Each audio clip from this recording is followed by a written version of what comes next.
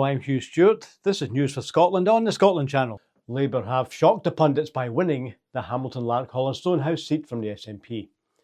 It had been predicted by pollsters, including Professor John Curtis, that the SNP would narrowly hold the seat, made vacant early this year following the death in March of Christina McKelvey, with Labour trailing the SNP and Reform in the polls.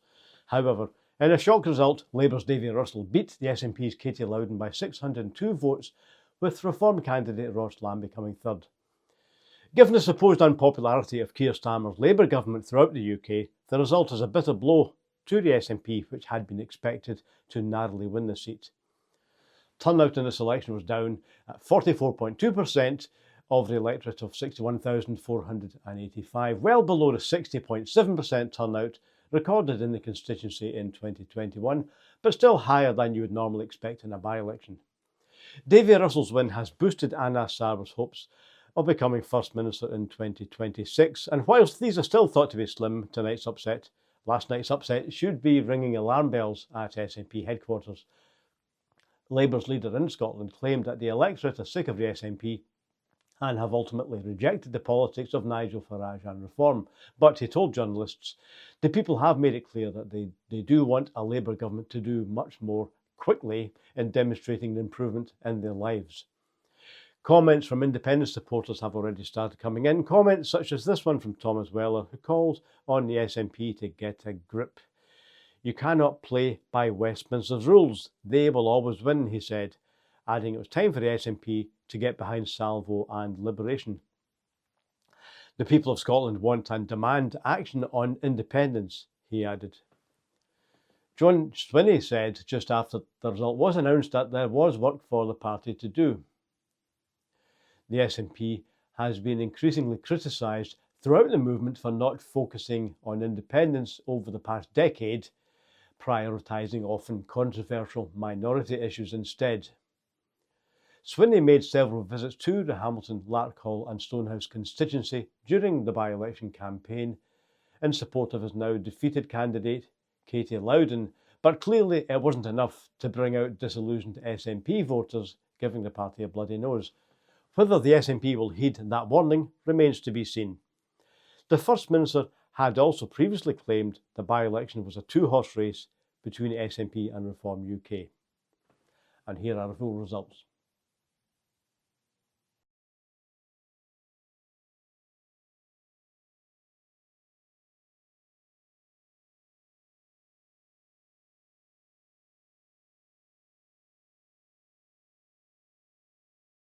A Scottish journalist was blocked from asking Keir Starmer about the UK's support for Israel during a brief visit to a Scottish weapons firm by the Prime Minister on Monday.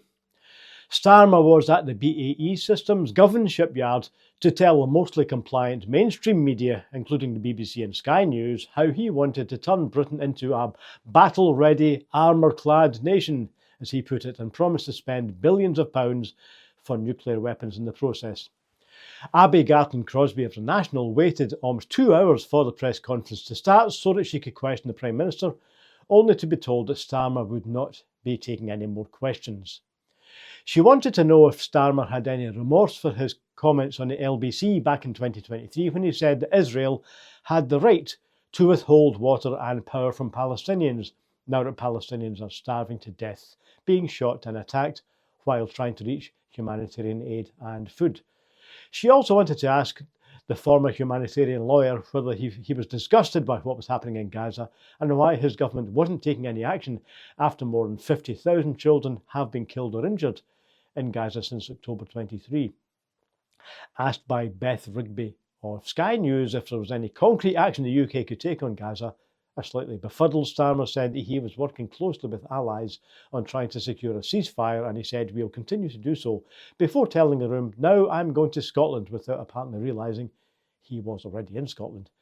The UK continues to supply Israel with weapons and logistical support to attack civilians in Gaza and the West Bank.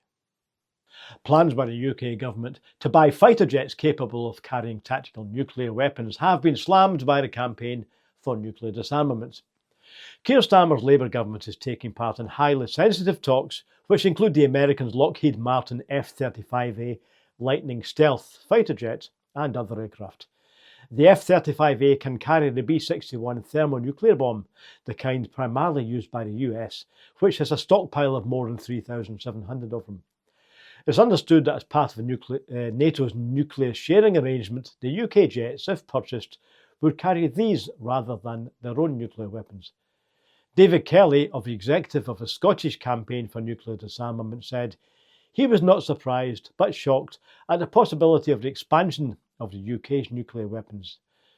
The British government drones on and on about the independent nuclear deterrent, but the Americans would, he suggested, control it by having a kill switch.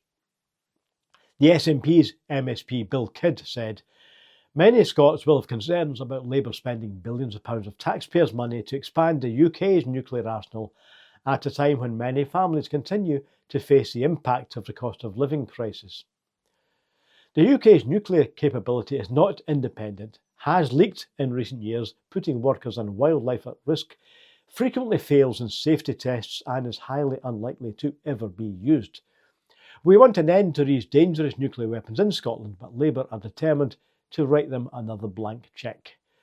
Former Scottish Justice Secretary and Alba party leader Kenny McCaskill accused Labour of lurching towards war. Support for Scottish independence, which is currently at 54%, would rise to 58% if Nigel Farage of Reform became the next UK Prime Minister. A Norstat survey for the Sunday Times suggested that the rise of Reform UK and the failings of the Labour government have helped to increase support for Scottish independence. Data from the poll shows Yes opening up an 8-point lead, sitting at 54% when the undecided voters are excluded. If Farage were to enter Downing Street and become Prime Minister, support for Scottish independence would be at 58%, leaving independence campaigners within touching distance of the 60% support, which many believe would represent a tipping point, making the refusal to grant a second independence referendum unsustainable. An Edinburgh primary school pupil is being touted as a future television star after her TikTok videos have gone viral. 11-year-old Carly Pollock appears on the platform with her dad Ryan, posting comedy sketches which they started during lockdown. Now the pair have taken the app by storm with their Pilton tea videos and Carly's presenter-esque "Hello my lovelies" catchphrase. They started putting their own twist on trends and doing sketches while Carly was dressed up as an old lady and pretending Nicola Sturgeon was her pal. "We did shout outs on our page for a bit and ended up raising about $1,000 for the NHS, said Ryan. When lockdown ended and Ryan went back to work, they stopped posting videos for a few years, but a couple of months ago they started doing their Pilton tea stories from there, and the popularity has exploded. Because of Carly's age, the account is run and heavily monitored by her parents. They don't let the 11-year-old read any comments or make videos by herself, and ensure that any hateful messages left under the videos are deleted and the users are blocked from the page. Many of the comments suggest that the TikTok star should be given a slot on television. Carly hopes to go to acting school and hopefully one day appear on the telly. Plans to create a new national park in Scotland have been formally abandoned by the Scottish Government. Rural Affairs Secretary Mary Gougeon made the announcement in the Scottish Parliament last week that the proposal to create the Galloway National Park in southwest Scotland has been dropped. She told the MSPs that based on the evidence gathered during the consultation, the reporter advised that while the proposed area meets the conditions for a national park, the proposal does not have sufficient clarity, nor has it garnered sufficient local support to proceed to the next stage of designation. "We have weighed up the arguments for and against the creation of a new national park in the area, taking full account of the potential economic, social and environmental factors, and have come to the conclusion not to proceed with the designation of a national park in Galloway and Ayrshire." A total of 54% of the people who took part in the consultation process were against the new national park, with 42% in favour. The Galloway National Park Association claimed that the new national park status would bring major investment and international attention to the area. More than 14,000 hectares of degraded peatland were restored across Scotland in the last year, helping to reduce carbon emissions and support biodiversity. Peatlands are areas of wetland that support habitats and species that are important for biodiversity. They also protect a wider ecosystem by improving water quality and reducing the severity of flooding.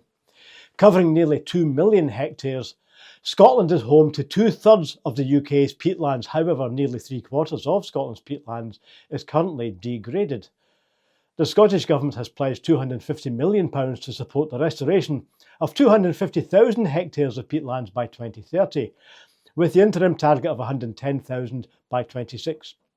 A total of 90,000 hectares has been restored since 1990, and 14,800 of those were completed in the year 24-25.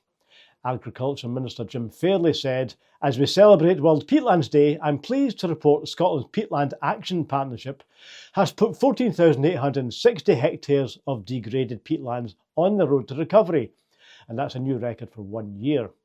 He said restoring peatland benefits our environment by reducing emissions, reducing the risk of flooding and wildfire, and improving water quality. It also invests in people and skills, creating green jobs in rural communities. Nick Halfhide of Nature Scot said, "Restoring Scotland's degraded peatlands is essential to addressing both the climate and nature emergencies. It makes a vitally important contribution to reducing greenhouse gas emissions while providing broader benefits for biodiversity and water quality." The UK's economic deal with the US, announced last month as a precursor to a former trade agreement, poses a real threat to food safety standards, the NHS and the regulation of AI, according to the campaign group Global Justice Now. "We now need to start getting the word out about what such a trade deal could mean to the wider public," said the group, "because we know that when people hear about the likely details of any trade deal, the majority oppose it." Global Justice Now said that a full trade deal with the US will be rewarding a bully and will lead to the abolishment of the UK's big tech tax, to chlorine-washed chicken on our supermarket shelves, and to the full privatisation of the NHS. Nick Dearden, the director of Global Justice Now, said that Keir Starmer's government has done more than enough to appease Donald Trump's aggressive economic strategy. "It's time to stand up to Trump and to refuse to sign over more of our standards and protections to big business." He urged everyone to sign their petition against a damaging trade deal. Details can be found on their website, that's www.globaljustice.org.uk. A company closely linked to a family whose members have donated to the Conservatives and to the pro-union Better Together campaign in 2014 is facing allegations of land grabbing and human rights abuses in Indonesia. Jardine Matheson, a Hong Kong-based firm with Scottish roots, was contacted last October by UN officials seeking clarification about allegations raised against another firm which they control, Astro Agro Lestari, that's AAL, which produces palm oil on the island of Sulawesi.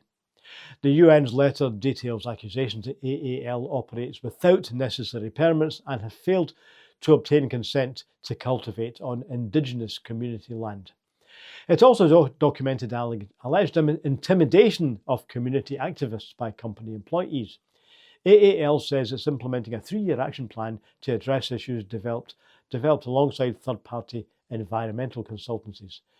Jardine Matheson says it has full confidence in AAL's strategy and says that allegations against it are unsubstantiated. We bring you the news that the mainstream media doesn't. When it comes to Scotland, the Anglo-British media regularly omits or distorts news stories about Scotland that the British state finds uncomfortable, such as the decolonisation bid at the United Nations, arguably the most important news story to come out of Scotland for over 300 years. We feel that Scots deserve to know the truth about their own country, which is why News for Scotland and the Scotland Channel were started. If you support truly independent Scottish media, then please support us by sharing our content and telling friends, family and work colleagues about us. We also make a range of films which showcase Scotland, its people, achievements and culture. Discover a Scotland you won't see on mainstream media. Discover the Scotland Channel on youtube.com/the Scotland Channel/videos, or visit our website for more details about forthcoming films. That's thescotlandchannel.tv, #coming soon. And if you've any news for me, why not write to News4Scotland, that's N4S, @mail.com. I'll be happy to hear from you.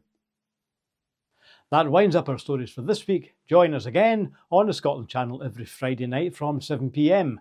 Don't forget, once released, you can view all our shows anytime on the Scotland Channel. Support us by linking, sharing and subscribing to our YouTube page. Thanks for watching.